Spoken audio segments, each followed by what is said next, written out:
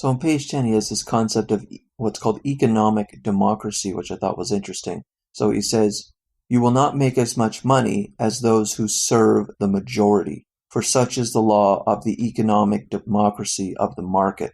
So he's saying that the economic democracy, meaning, of course, democracy being majority rule, right?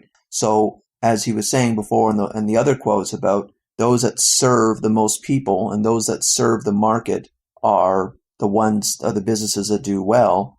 That is a kind of economic democracy, that the majority are the ones who are served. And in those cases where you serve a majority, you will grow a massive company. Those who serve a minority, think of like authors who write nonfiction books. They serve a minority, a small, very small minority that read nonfiction anymore today.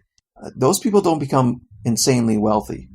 But a person who writes fiction, which is far more people read fiction, those people, like Harry Potter, J.K. Rowling, they make lots of money because they serve far more people.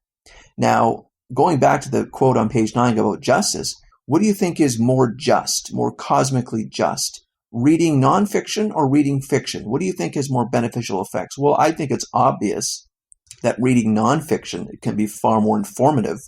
There's no doubt there's good pieces of literature that you can get a lot out of, but I don't think most people read literature, quite frankly. I think most people read fiction, and the points in fiction tend to be far more shallow.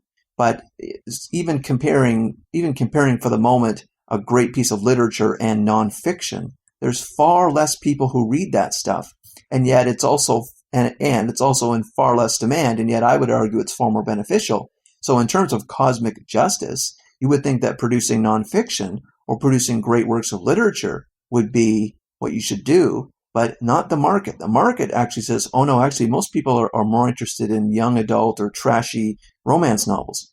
That's what you should produce, like more Danielle Steele and books like that, if according to the market. So there's no cosmic justice here. It's just what people want. And to become very wealthy or to become a big company, you have to serve a lot of people.